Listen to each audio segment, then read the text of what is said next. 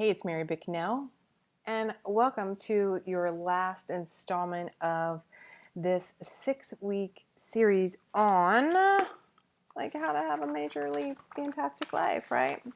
I know you all have a workbook by now. If you haven't, there's a link below. Right? Kick-ass training for more impact, profit, and time. So let me be candid and transparent. I'm in Hawaii, and all of the other videos, all the other trainings were shot live on Facebook. And one of the things I recognized is that my live streams are not as effective as video. And as a business owner, what am I teaching you to do, right? Is pivot. And maybe let's not use pivot, that's so overused, right? Let's say you got to shift. You got to shift. You need to look at your numbers. And by the way, you're in my suite. Look at this cool shower. It's one of those showers that rains down. So I'm planning on having that in my bathroom. I'm redoing the house, as you may know. And I want to make sure that this is not hitting my hair.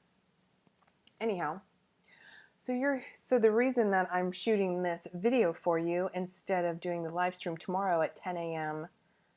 Pacific, 8 a.m. Hawaii time, Maui time, is because after I analyzed my numbers, there's a couple things. One is I recognize that, I just put this training together because I really just want to be more visible. I really just want to just give, and tell, and share, and here's more exercises, and this is this is something to think about. What we've talked about in the other trainings have been about money, about systems, about how to build a talk or how to get yourself booked for being a speaker, a variety of things.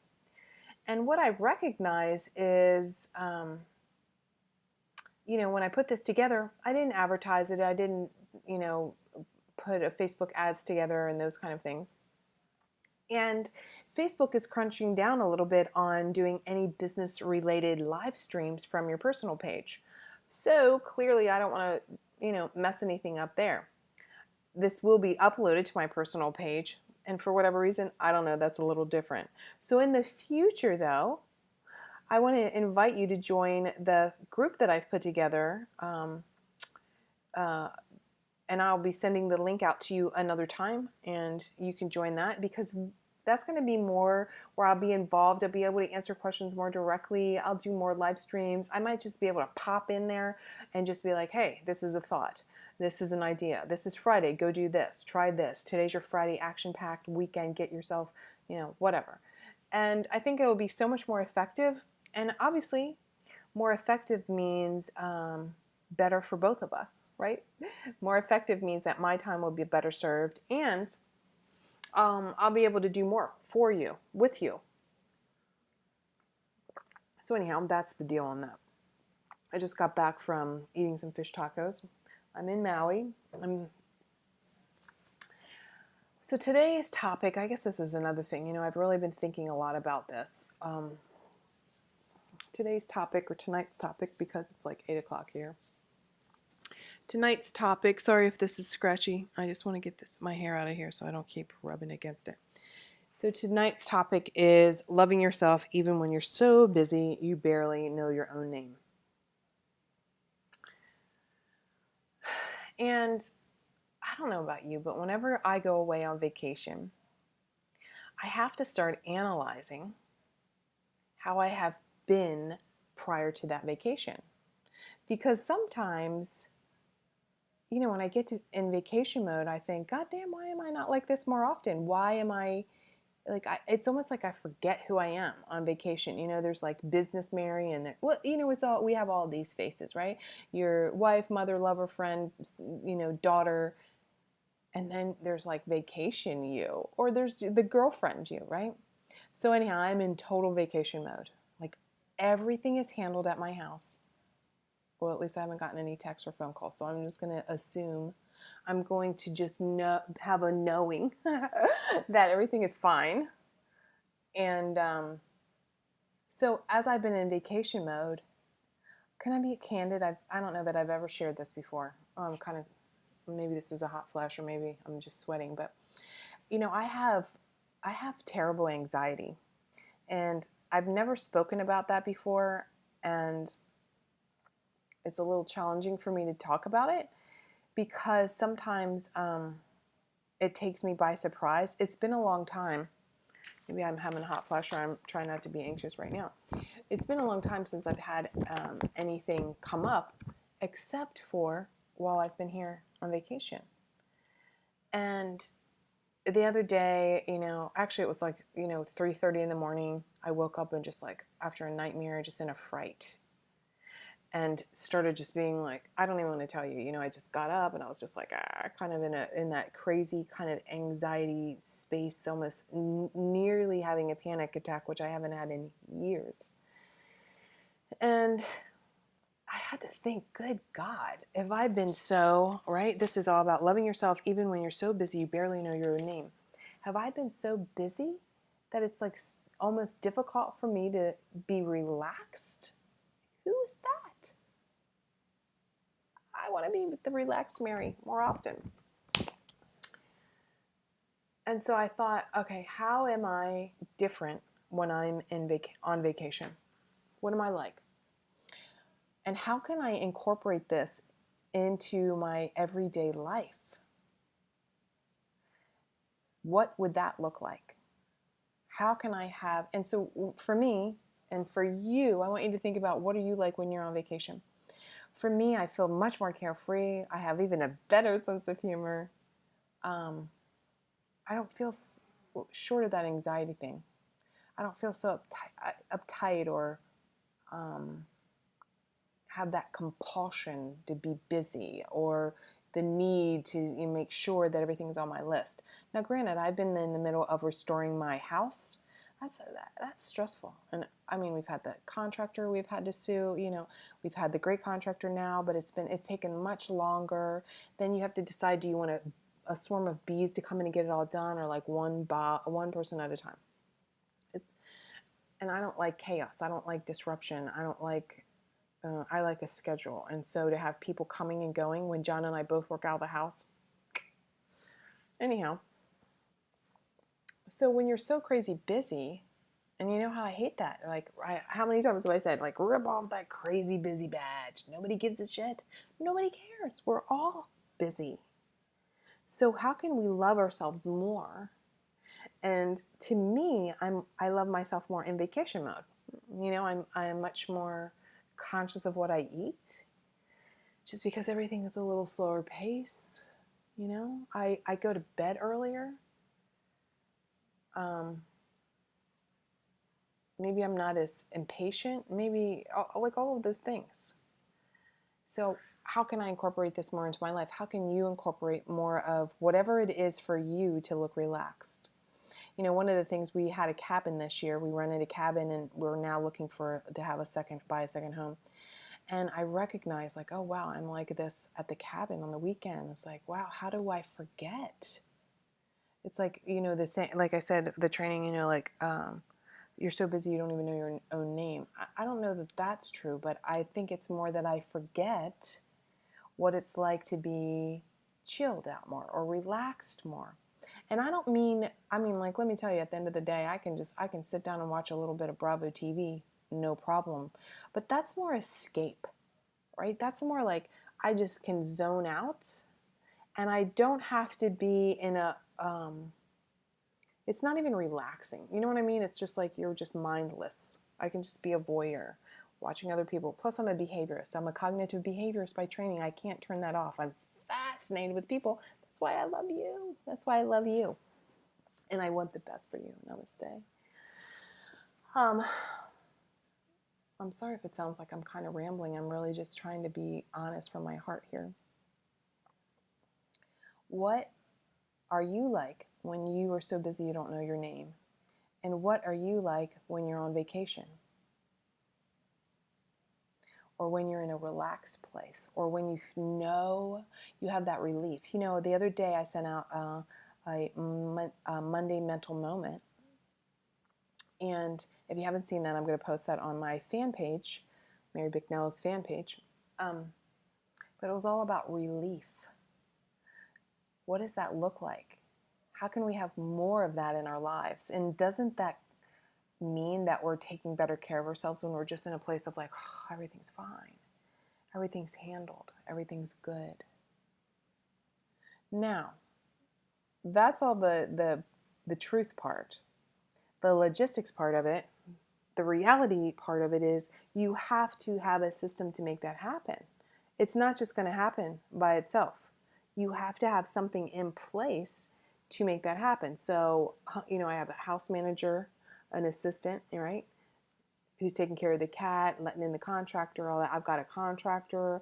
I've got a virtual assistant. Like, there's things in place. There's systems that are happening that are like behind the scenes. Woo. What do you have in place so that you can be relaxed? What do you have in place that can make everything feel like you're good? Ooh, for whatever reason, this went dark. I don't know why. There we go. One of the questions I had on here is, when I do more of saying no, this is the response I get. People say this. You know what they say when you say no more often? They say, okay. Who knew? Who knew they were going to be okay with it? I was reading something recently that Oprah wrote, and she said, when she says no, when she got to the point where she was saying no to people, and they would still try and talk her into something. And she now has the attitude of, or she might say to them, why are you trying to control me? Try that on for size. Let's say it together. Ready? Why are you trying to control me? That'll shut some people up, right? But let's have a reframe here. Let's have this paradigm shift here on what that would be like if that's the way you looked at it. Instead of having that people pleasing poison, every day you're taking a little sip of that, putting everybody first so that you're depleted. How can you turn this around and think about saying to somebody like, wow, why are you trying to control me? As a loving act for yourself of taking care of yourself. And I thought, well, damn, that's pretty serious. That's pretty serious, Oprah. What about this one? The thought of, well, this really gets me, right? The thought of someone being in control of me gives me the immediate reaction of. So I want you to ask yourself right now, the thought of someone being in control of you, how does that make you feel? So now, how do you feel when you think about you being in control of you? You being in control of you, so that you're not so busy that you don't even hardly know your name. What would that be like? How would that be different for you in your life? Because you're so capable. You are so capable. You have so much that you've done, so many successes under your belt. I want you to just stop a minute and just count on your fingers. How many successes do I have? Rattle them off. That comes from you being in control of you.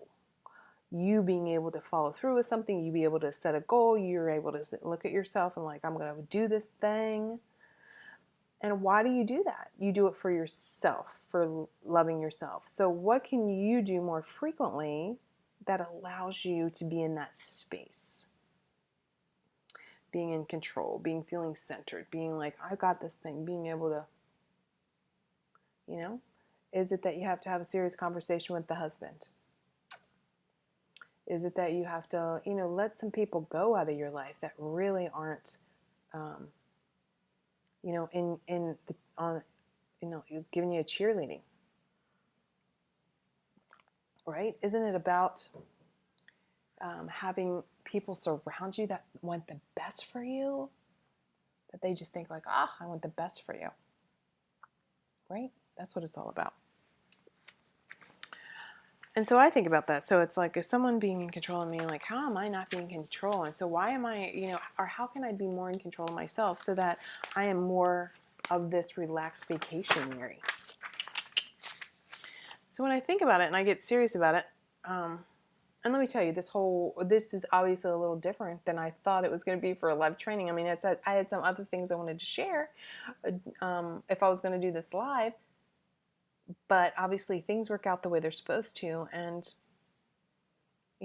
the point here is, loving yourself. Like, what does that even look like? What does that look like for you? Because I realized with that anxiety, like near anxiety attack, I really had to get serious with myself. Like, what am I doing?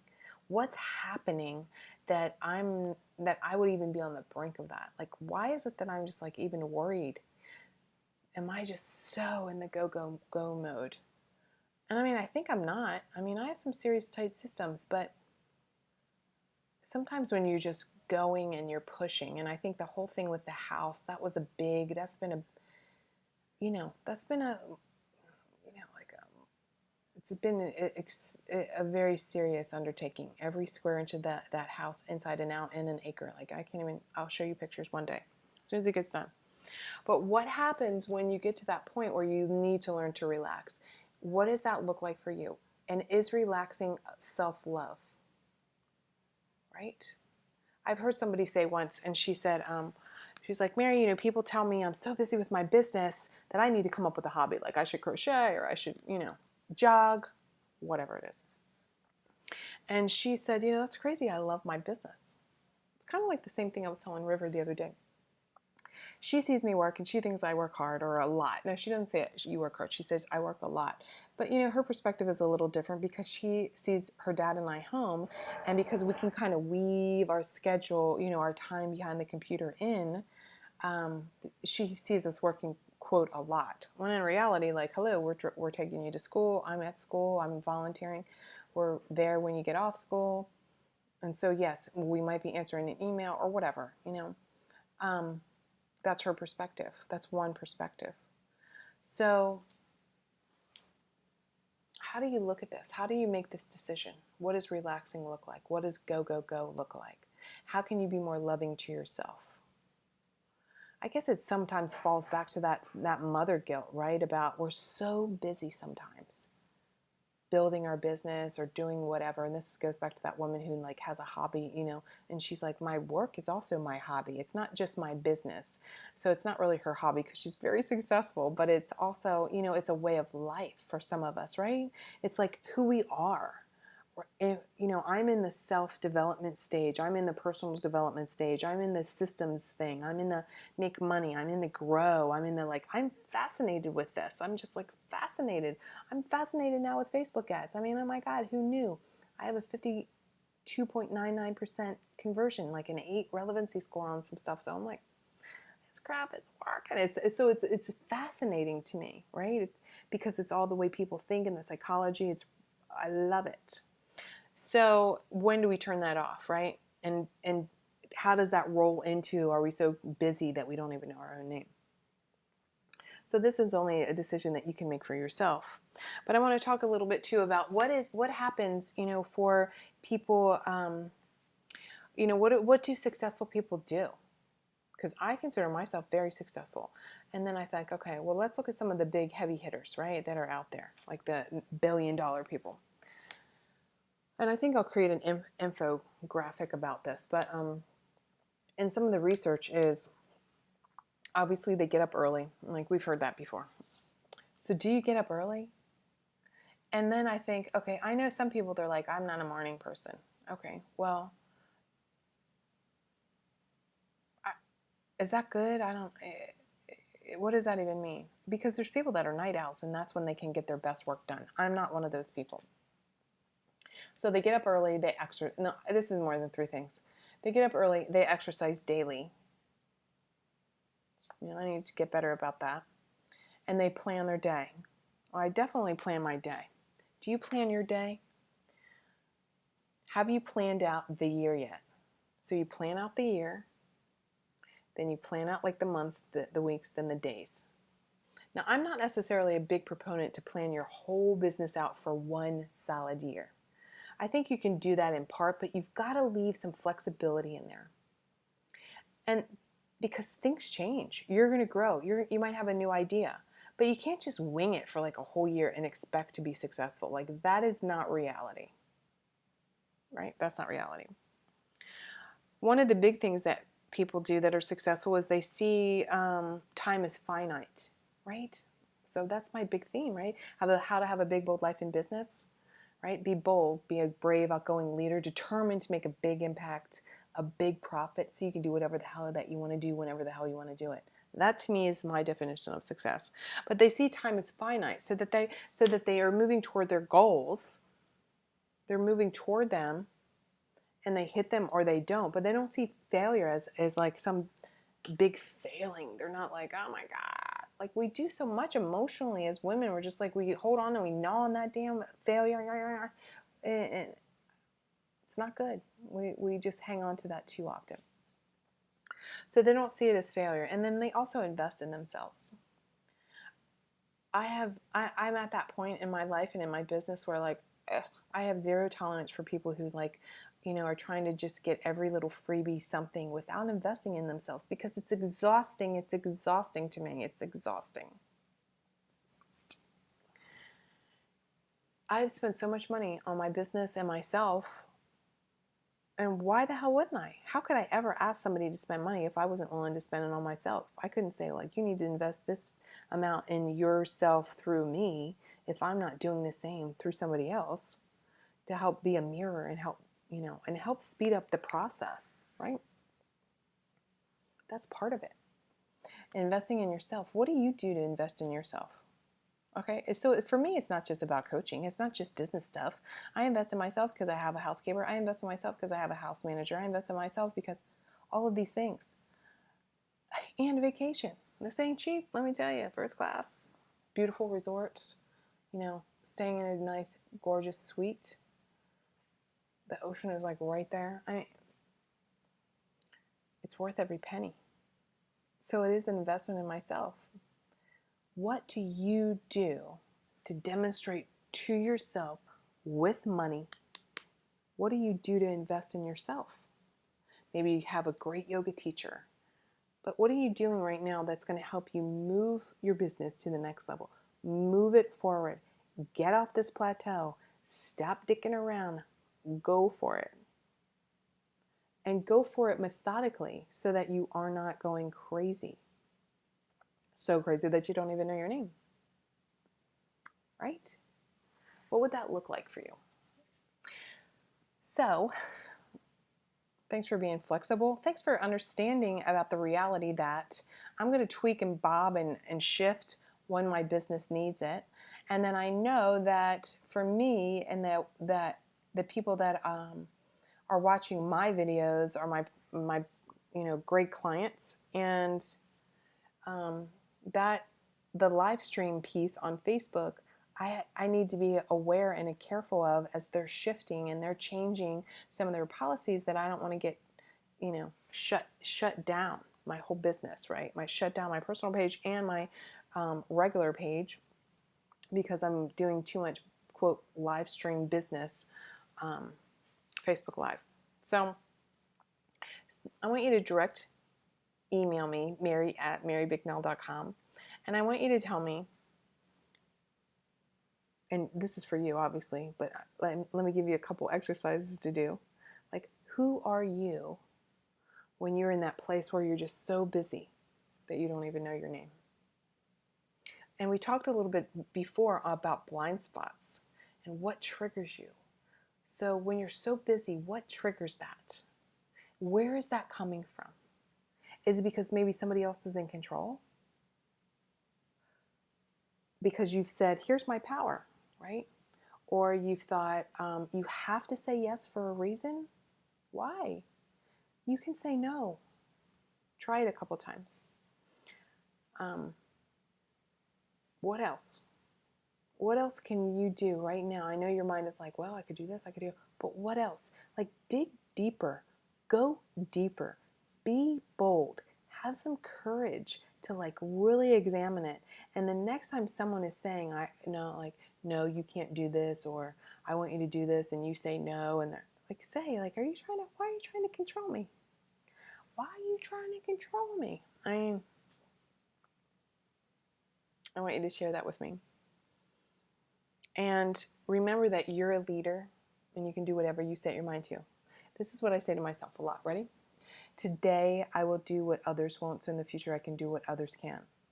I'm powerful and strong. Today, I will do what others won't, so in the future I can do what others can't. I'm powerful and strong. Today I will do what others won't. So in the future, I can do what others can't.